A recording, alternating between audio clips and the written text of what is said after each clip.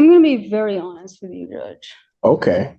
I have no intention of paying a one penny.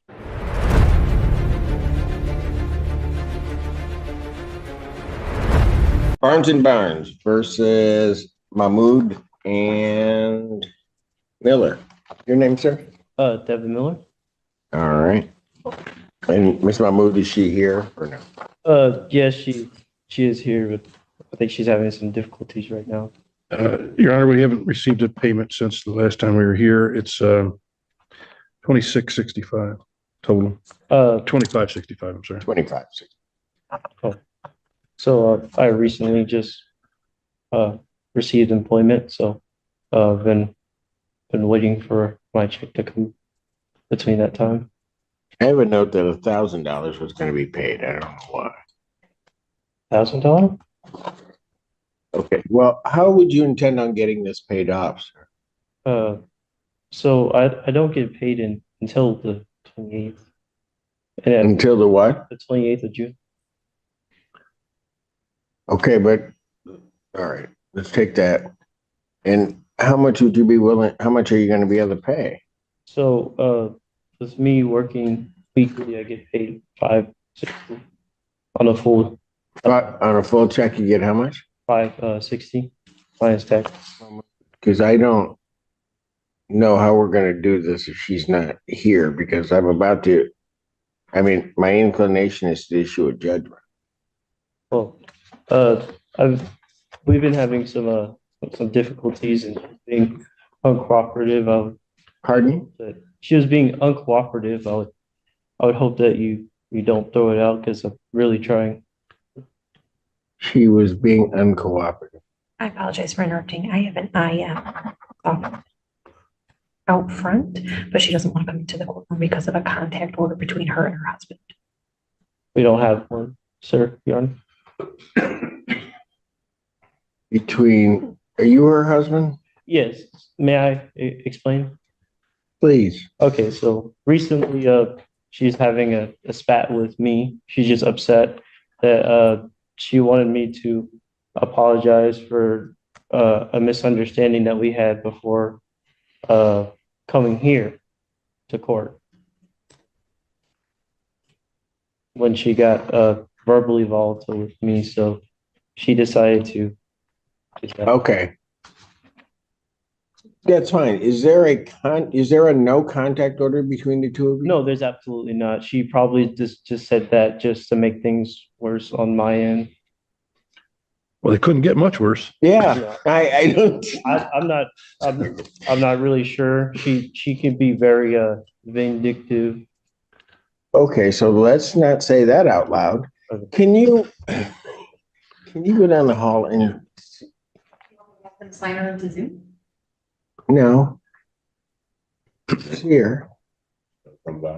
Yeah, well, ask her if she's going to participate in the hearing. Him over here. Sir, you have a seat over Ma'am, what's your name? Mariam Mahmood. All right. There's a total amount of $25.65 owing. Was there a method by which you were intending on getting this paid? Or do you know? I'm going to be very honest with you, Judge. Okay. I have no intention of paying a one penny. No intention of paying one penny. I've been with Barnes and Barnes since 2021 in this place. I've been with Barnes and Barnes for about 6 years now. Before that, I was in different apartments with Barnes and Barnes. Before that, I've been in EMU since I was 16. Eastern Police, Ipsy Police, all y'all have just failed me.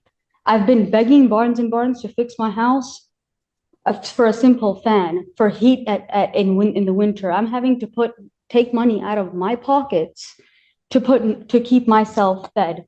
I would rather sleep in my car than fight for a house, because along with this court case, I'm dealing with my pedophile dad who decided to touch me for 6 years and get away with it.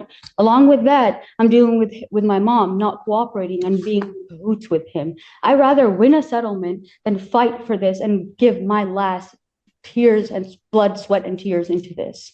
My husband doesn't understand how to speak to me nicely. That's why we're not standing here together. And I'm not gonna stand next to a man who doesn't know how to open the right door instead of the left door and snap at his wife. I'm not going to do that. I walked out because in March, I was in jail for beating him up. I'm not gonna stand here and go out of my character and act irate when I don't want to fight for something that's mine. That's not, he claimed that it's his more than mine. I brought him into my house. I gave him my car. I gave him the clothes on his back. I'm not going to fight for this anymore. I'm exhausted, tired, and hopeless. Ipsy Police was in my house today at 5 a.m. when I asked for harassment. I filed a PPO. I'm getting no help. I'm hopeless, frustrated, and exhausted, and I'm done. Okay. I just had to make sure, which is why I wanted it in the courtroom, that I was going to find no tribal issue. I was going to issue a judgment to the plaintiff. And I just wanted to make sure that you understood what the court was doing, which is why I wanted you here. All right. So the court finding no tribal issue on their judgment for possession and money. It looks like you requested. For possession and money as to both defendants. Total amount, the 25,600, that was inclusive of costs, correct? Yes. In the total amount of $2,565. And an order of eviction or writ will issue in 10 days. All right, thank you. Sorry, could you say that again? I speak 3 different languages. I'm not American, I'm British. So I didn't understand one word that came out of your mouth. I'm sorry, sir. The whole thing? You're throwing legal words at me, sir. I'm not, mentally, ma'am. I'm in All right. middle school. I didn't pass, I Okay. speak 3 different languages. I'm not educated. Okay, So I don't understand when you throw legal terms at me. I need to speak to me like a toddler. I would understand that better. Thank you. I'm issuing a judgment. I'm signing a judgment, a piece of paper indicating that plaintiff, your landlord, has the right to possession of the premises Okay, so unless $2,565 is paid prior to July 1st or by July 1st. If it's not paid by July 1st, they can then file for what's called a writ of restitution or an order of eviction to have you move. Either at that point, you can move by then or you can pay the money by then. If you fail to move, what will end up happening if they file that order of eviction, the court will sign off on it. And then what will happen is the sheriff, another police agency, or the sheriff's department or a court officer will show up and will, if you haven't vacated the premises, will remove you from the premises. yeah, and I know how the eviction process works. I just don't. I have lawyers in my family, but I'm more on the medical side rather than the lawyer side. But I appreciate all your help, and sorry, All right. my husband and I aren't cooperating today. Thank you. Thank you, Your Honor. Good morning again, Your Honor. Andrew Meyer on behalf of Joseph. In the She amount of admitted she $50,000 wouldn't pay a cash single surety penny, bond, and the judge acted no immediately. 10%. Under U.S. I landlord will, tenant law, however, do that this. statement practically sealed the eviction. Would you have handled it Make a differently? decision. Viewers Said may that feel the money shocked by was her paid on a honesty. credit card of some kind. I don't have a problem refunding the bond that he's paid if he needs those funds to pay for inpatient treatment. So he can be released to inpatient. The examination will be set July 2nd, 2024, 9 a.m. That is in person before Judge Washington. I wanted to address for his, Yes, go ahead. he has been contacting the victim. In this case, and we also asked you to report his jail phone call privileges. He's called her 195 times. What? Yes, and Did you say 195? even one of the calls, he said email the judge and the prosecutor and the lawyer, and that day we received the email from the victim. Oh, that's a lie. Stop. That's a fucking lie. Hey, Oh, no, we're not gonna say that here. Phone privileges are hereby ordered revoked. Hey. Defendant's bond is set at no bond. I don't give a fuck. Okay, he's now in contempt. That's 93. Anything else? I think at this time, Your Honor. What are we doing? Your Honor, I was just going to ask for a short adjournment here. Just going to look in to see if we can get him. Sorry, I don't know why I always say here. I don't either. I don't know. Because I guess you asked for adjournments there too. Yeah. All right. Yeah, I need to request an adjournment just to see if I can get him into. May 16th, 2024, without objection. May the people be heard on bond? You may. Thank you, Your Honor. At the time the defendant was arraigned, he requested a $50,000 surety bond, and that would rate the alleged defendant $50,000 surety bond with 10%. I think that the asking the court to review that for an abuse of discretion. This is the defendant's 11th or 12th OWI. So you can see his priors are from 2020, 2018. There were two in 2012. 2005, 1995, 1993, 1992, 1989, 1988, and 1986. And specifically, he got What year? 2022. The concern of the people is released to the public of the defendant. Professor plays on the scrum header, and there have been no indications that he's violated. That was right. This morning. But this pervasive and ongoing history of OWI is of extreme concern to the people, the safety. Your response. Oh, Your Honor, Mr. Radke is a Navy veteran, disabled veteran from 1982 to 1985 with an honorable discharge. He's Michigan born and raised. He resides in Wayne. He regularly attends AA meetings. Last time he attended an AA meeting was yesterday, and he attended 2 of them. He also let me know that he voluntarily has looked into checking into an inpatient treatment program in Detroit. I believe it's called Life Challenge Inpatient Treatment Program. It is Christian based. And he let me know How that. come he isn't in an inpatient treatment program now? Well, Your Honor, he has been going to AA meetings, and it's an up and down battle with Mr. Radke. And I understand that, but I also understand that he served prison time for drunk driving. Was released in 2022. And by 2024, I'm back here again with this.